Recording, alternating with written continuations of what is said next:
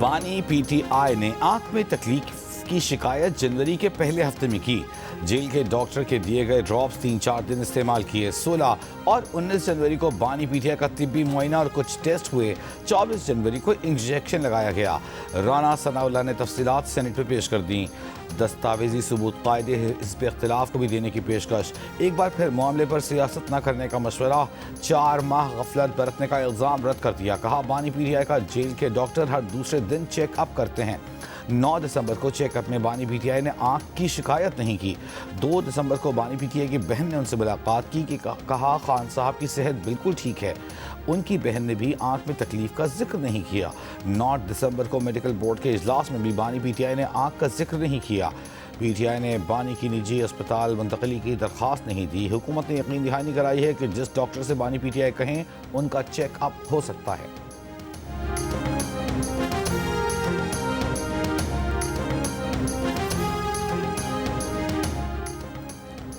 Opposition کا حکومت پر بانی پی ٹی آئی کی صحت پر لاپرواہی برتنے کا الزام۔ ذاتی معالج کو رسائی دینے کا مطالبہ۔ اپنے بانی کی صحت سے متعلق قرارداد لانے کی تحریک مسترد۔ پی ٹی آئی کا احتجاج۔ قائد حزب اختلاف راجہ ناصر عباس نے کہا کہ واضح ہے کہ بانی کے کیس میں لاپرواہی ہوئی۔ سینیٹر فیصل جاوید نے کہا اکتوبر 2025 میں بانی کی نظر 6/6 تھی، اب آنکھ کی بینائی 15% ہے۔ جب تک بانی کا علاج نہیں ہوتا احتجاج جاری رہے گا۔ اور عباس نے کہا کہ قرارداد پیش کر کے پیغام دینا چاہتے ہیں کہ بانی کی صحت پر ایوان میں تشویش ہے۔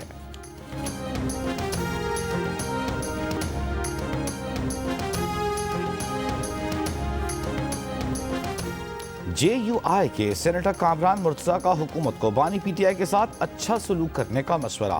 سینیٹ میں کہا کہ بی بی کلثوم نواز کو اپنی بیماری ثابت کرنے کے لیے مرنا پڑا۔ ہو سکتا ہے ماضی میں آپ کے ساتھ زیادتیاں ہوئی ہوں، لیکن آپ ایسا نہ کریں۔ ایسا سلوک کریں کہ کل آپ پی ٹی آئی کو تانا دے سکیں۔ سابق وزیر اعظم کی آنکھ ضائع ہونے کا خدشہ ہے۔ اگر ایک جسمانی عضو کے ضائع ہونے کا خدشہ ہو تو یہ قیدی کی ضمانت کا گراؤنڈ ہوتا ہے۔ آپ کے پاس بانی کو پرول، ضمانت اور گھر شفٹ کرنے کا راستہ ہے۔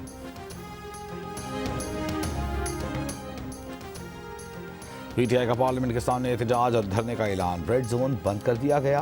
ریڈیو پاکستان سے شاہراہ دستور بھی بند۔ پارلیمنٹ ہاؤس کے باہر اور اندر پولیس کی بھاری نفری تعینات۔ پی ٹی آئی ارکان کو ریڈیو پاکستان چوک پر روک دیا گیا۔ پارلیمنٹ جانے سے روکنے پر پیپلز پارٹی کے فتح اللہ خان کی پولیس سے تکرار۔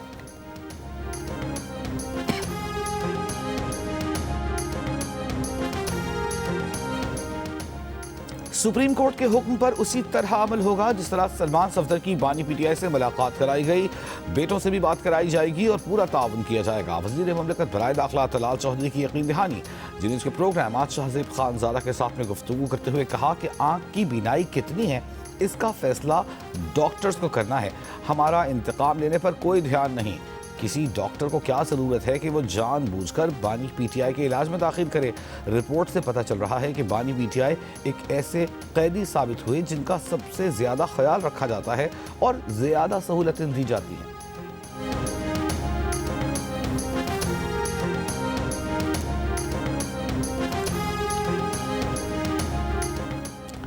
بانی پی ٹی آئی کے وائس چیئرمین شاہ محمود قریشی کا کہنا ہے کہ بانی پی ٹی آئی کی ایک آنکھ کی بینائی کم ہونے کے ذمہ دار پنجاب حکومت اور جیل انتظامیہ ہے۔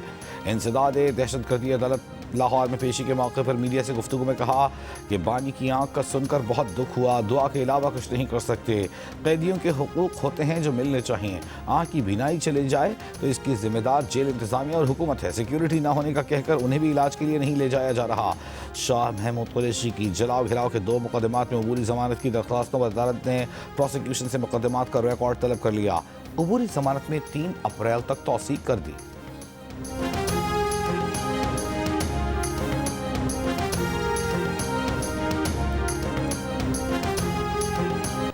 بنگلہ دیش نیشنلسٹ پارٹی نے انتخابات میں میدان مار لیا، 2/3 اکثریت حاصل کر لی۔ بنگلہ دیش کے الیکشن کمیشن نے 297 نشستوں کے نتائج جاری کر دیے۔ بی این پی اتحاد 212 نشستوں پر کامیاب۔ جماعت اسلامی کی قیادت میں 11 جماعتی اتحاد 77 نشستوں پر کامیاب رہی۔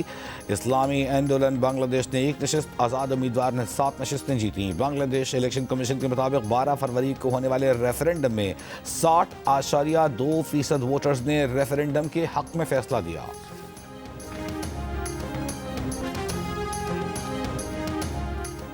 صدر مملکت آصف علی زرداری اور وزیر اعظم شہباز شریف کی الیکشن میں کامیابی پر بنگلہ دیش نیشنلسٹ پارٹی کے سربراہ طارق رحمان اور بنگلہ دیشی عوام کو مبارکباد۔ صدر زرداری نے کہا کہ بنگلہ دیش کی نئی حکومت کے ساتھ تجارت، دفاع، ثقافت اور علاقائی فورمز پر تعاون کے خواہاں ہیں۔ ڈھاکہ کا نیا سیاسی ماحول خطے میں متوازن، آزاد اور باہمی احترام پر مبنی روابط کو فروغ دے گا۔ وزیر اعظم شہباز شریف نے کہا کہ دو طرفہ تعلقات کو مزید مضبوط بنانے کے لیے نئی قیادت کے ساتھ قریبی تعاون کے منتظر ہیں۔ پاکستان اور بنگلہ دیش کے درمیان بہتر تعلقات کے ثمرات عوام کو حاصل ہوں گے۔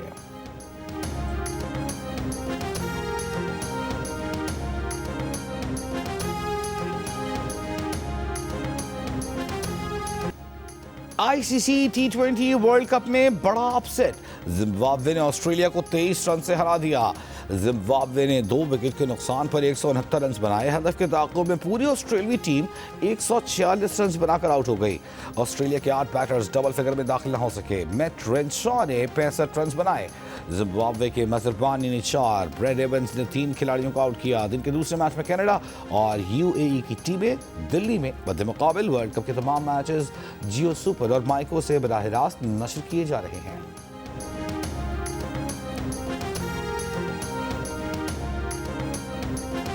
T20 ورلڈ کپ کا سب سے بڑا مقابلہ پاک بھارت ٹاکرا کولمبو میں اتوار کو ہوگا۔ اسٹیڈیم میں تزئین و آرائش، پچ کی تیاری۔ کولمبو میں 2 سے 3 دن کبھی ہلکی کبھی تیز بارش ہو سکتی ہے۔ بھارت سے میچ کی تیاری کے لیے پاکستان ٹیم 2 دن آرام کے بعد آج ٹریننگ دوبارہ شروع کرے گی۔ انڈین کرکٹ ٹیم آج رات دلی سے کولمبو پہنچے گی۔ بھارتی جارح مزاج اوپنر ابھیشیک شرما کی پاکستان کے خلاف میچ میں شرکت غیر یقینی۔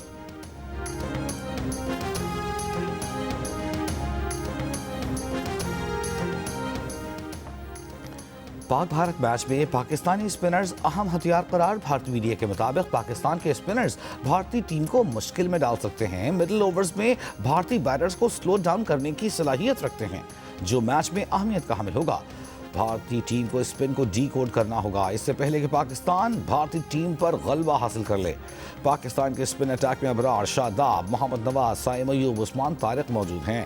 نمیبیا کے خلاف بھارت کے 5 جبکہ USA کے خلاف 3 بھارتی بیٹرز اسپنر کے ہاتھوں آؤٹ ہوئے۔ متحدہ عرب امارات نے پاکستان کے لیے $2 ارب کے ڈپازٹ میں صرف 2 ماہ مدت کی توسیع پر اتفاق کر لیا۔ جنگ میں شایع مہتاب حیدر کی رپورٹ کے مطابق اعلیٰ سرکاری ذرائع کا کہنا ہے کہ توسیع 6.5% شرح سود پر دی گئی۔ نائب وزیر اعظم اسحاق ڈار کے اعلیٰ اماراتی حکام سے رابطے کے بعد رول اوور کی یقین دہانی۔ UAE کو آگاہ کر دیا گیا ہے کہ IMF کے ساتھ مذاکرات کے بعد اسلام آباد دوبارہ طویل مدتی رول اوور کے لیے رابطہ کرے گا۔ متحدہ عرب امارات کی جانب سے 2018 میں دیے جانے والے $2 ارب قرض میں عام طور پر سالانہ بنیادوں پر توسیع کی جاتی ہے۔ ابتدا میں امارات نے 3% سود پر اتفاق کیا تھا، جسے گزشتہ سال بڑھا کر 6.5% کر دیا گیا۔ فنڈز کا مسئلہ ہر صوبے میں ہے۔ بلوچستان کے ساتھ ہر بار زیادتی کی بات کرنا درست نہیں۔ وفاقی وزیر طارق فضل چودھری نے کراچی کوئٹہ شاہراہ کی تعمیر میں سست روی فنڈز کی کمی کو مسترد کر دیا۔ کہا یہ اپوزیشن کا رونا دھونا ہے۔ جو فنڈز بلوچستان کو دیے گئے انہیں تسلیم کرنا چاہیے۔ 300 ارب روپے پورا پاکستان اکٹھے کر کے دے رہا ہے۔ طارق فضل چودھری کے بیان پر اپوزیشن اور بلوچستان کے ارکان کا احتجاج، واک آؤٹ۔ پیپلز پارٹی کے بلال بندوخیل نے کہا ایک منصوبہ بتا دیں جس میں بلوچستان کو پنجاب سے زیادہ فنڈ ملا ہو۔ ہم بات کریں تو کہا جاتا ہے رونا دھونا کر رہے ہیں۔ پریزائڈنگ آفیسر شہادت آوان نے طارق فضل کے الفاظ حذف کر دیے۔ کہا وزیر کی طرف اس طرح کے الفاظ استعمال کرنا مناسب نہیں۔ بعد میں طارق فضل نے اپنے بیان پر معذرت کی اور ناراض ارکان کو منا کر واپس لائے۔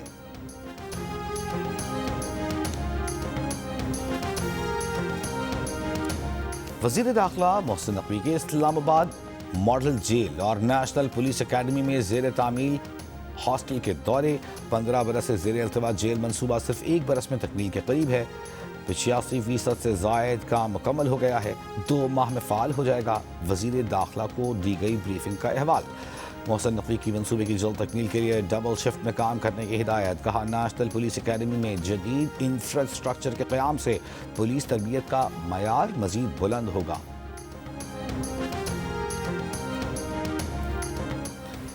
حیرت ہے کہ واضح احکامات کے باوجود درخت کاٹے جا رہے ہیں۔ پی ایچ اے کا رویہ انتہائی افسوسناک ہے۔ لاہور ہائی کورٹ کا اسموگ کی روک تھام سے متعلق کیس کی سماعت میں پی ایچ اے کے وکیل کے پیش نہ ہونے پر برہمی کا اظہار۔ ایڈوکیٹ جنرل کو 16 فروری کو ذاتی حیثیت میں طلب کر لیا۔ درختوں کی کٹائی سے متعلق پالیسی بنانے کے لیے پی ایچ اے سے رپورٹ طلب کر لی۔ عدالت نے کہا پنجاب یونیورسٹی ایک تاریخی ادارہ ہے، وہاں مواقعی طرز پر جنگل لگایا جائے۔ یہ ایسا کام ہے جس سے آئندہ نسلوں کا فائدہ ہوگا۔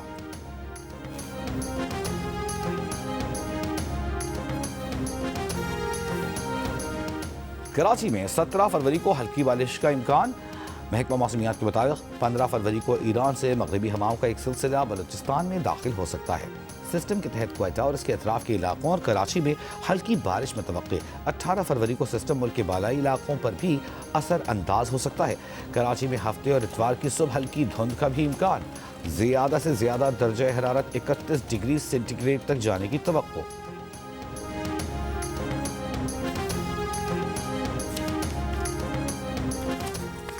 کوئٹہ میں بسنت، آسمان پر رنگ بھرنگی پتنگیں، ہوائی فائرنگ کرنے پر پابندی عائد۔ پولیس کی شہریوں کو محفوظ اور پرامن انداز میں بہار کا تہوار منانے کی ہدایت۔ بسنت کی تقریبات آج سے 15 فروری تک جاری رہیں گی۔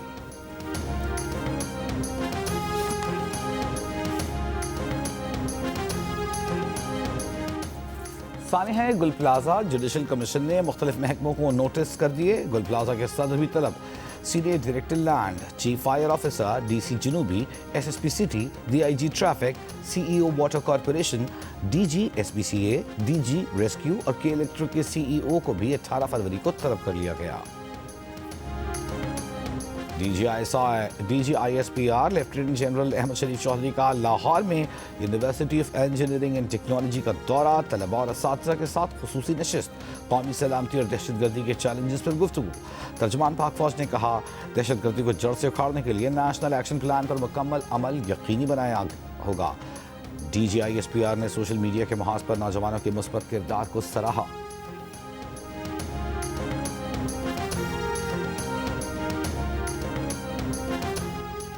جے یو آئی کے مولانا عبدالغفور حیدری کو گزشتہ رات دل کا دورہ پڑا، انہیں اسلام آباد کے نجی اسپتال منتقل کر دیا گیا۔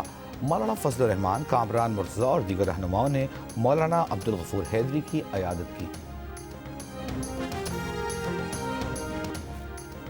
پاک پتن میں سڑک کنارے سیوریج کے لیے کھودے گئے گڑھے میں گر کر نوجوان جاں بحق۔ ریسکیو حکام کے مطابق واسا نے سیوریج لائن کے لیے سڑک کنارے گڑھا کھودا تھا۔ گڑھے میں گرنے سے نوجوان کو سر پر گہری چوٹ آئی، اسے ڈی ایچ کیو اسپتال منتقل کیا گیا، جہاں سے اسے ساہیوال ریفر کر دیا گیا۔ ساہیوال اسپتال پہنچنے پر نوجوان دم توڑ گیا۔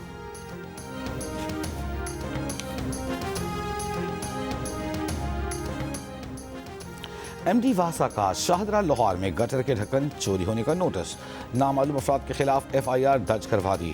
ترجمان واسا کے مطابق سی سی ٹی وی ویڈیو میں نامعلوم افراد کو مین ہول کا ڈھکن چوری کرتے دیکھا جا سکتا ہے۔ پولیس نے گٹر کا ڈھکن چوری کرنے والے کو گرفتار کر لیا ہے۔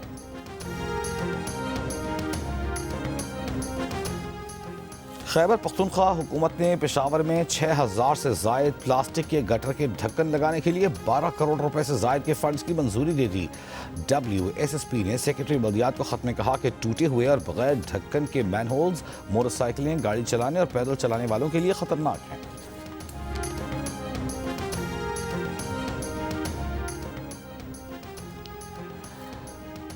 بنو میں سی ٹی ڈی کا انٹیلیجنس بیسڈ آپریشن، انتہائی مطلوب دہشت گرد کمانڈر اسامہ گرفتار دہشت گرد کا اسسٹنٹ کمشنر میران شاہ پر حملے سمیت 9 بڑی کارروائیوں کا اعتراف۔ بنو کے علاقے ڈوگر عمرزئی میں مسلح افراد نے پولیس اہلکار کو اغوا کر لیا، بازیابی کی کوششیں جاری۔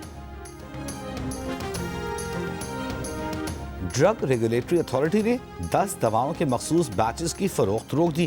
میڈیکل سٹورز کو فوری مخصوص دواؤں کے مخصوص بیچز کی فروخت روکنے کا حکم۔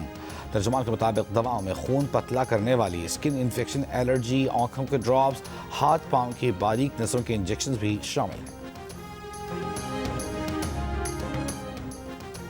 کراچی کے علاقے بلدیہ مشرف کالونی میں گھر میں فائرنگ سے میاں بیوی بیٹا جاں بحق، خاتون زخمی، ملزم فرار۔ پولیس کے مطابق زخمی خاتون نے بیان دیا ہے کہ فائرنگ مقتول عابد کے ہم زلف نے کی۔ مقتول عابد نے اپنی ایک بیٹی ملزم کو گود دی تھی، دونوں کے درمیان اسی معاملے پر تنازع تھا۔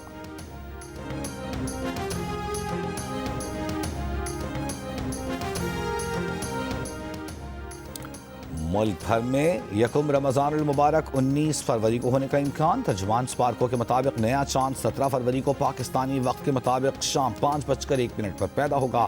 18 فروری کی شام چاند نظر آنے کے امکانات ہیں۔ چاند کا حتمی اعلان رؤیت ہلال کمیٹی کرے گی۔ بلوچستان کے علاقے خوزدار میں 2 بار زلزلے کے جھٹکے۔ زلزلہ پیما مرکز کے مطابق پہلے زلزلے کی شدت 3.8 اور دوسرے کی 5.6 ریکارڈ کی گئی۔ زلزلے کا مرکز خوزدار کے 47 کلومیٹر جنوب مشرق میں تھا۔ زلزلے کے جھٹکے سکھر، جیکب آباد، نصیر آباد، گنداباد، جھلمکسی، دادو، میہڑ میں بھی محسوس کیے گئے۔ افغان سرزمین دہشت گردی کے لیے استعمال ہو رہی ہے۔ اقوام متحدہ میں پاکستان کے مستقل مندوب عاصم افتخار کا سلامتی کونسل میں خطاب۔ کہا افغان سرزمین دہشت گرد گروہوں کی موجودگی پر تشویش ہے۔ یہ گروہ پاکستان کے خلاف دہشت گرد حملوں کے ذمہ دار رہے ہیں۔ حالیہ دہشت گردی کے واقعات میں 80 بے گناہ پاکستانی جاں بحق ہوئے۔ ان حملوں کی منصوبہ بندی کے لیے افغان سرزمین استعمال کی گئی۔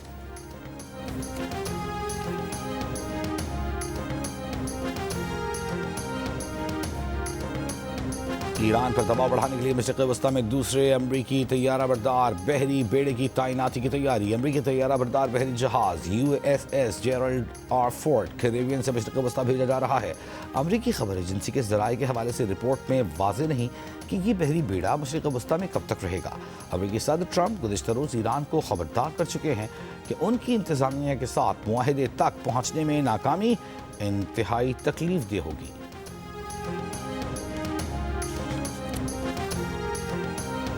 امریکی صدر ڈونلڈ ٹرمپ نے سابق صدر براک اوباما کے دور میں آلودہ گیسوں کے اخراج سے متعلق اہم سائنسی فیصلے کو منسوخ کر دیا۔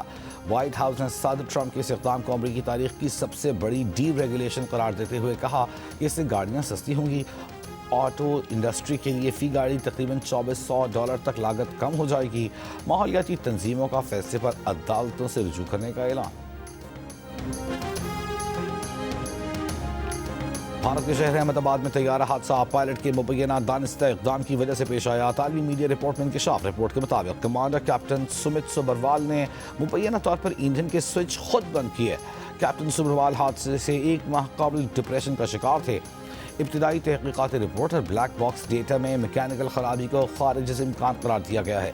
ایک اور رپورٹ میں دعویٰ کیا گیا ہے کہ ایئر انڈیا نے قانونی کارروائی نہ کرنے کی شرط پر متاثرین کے اہل خانہ کو مالی معاوضے کی پیشکش کی ہے۔ بھارتی ایئر لائن کا طیارہ 2025 میں احمد آباد ایئرپورٹ سے اڑان بھرنے کے فوراً بعد گر کر تباہ ہوا تھا۔ 260 افراد ہلاک ہوئے تھے۔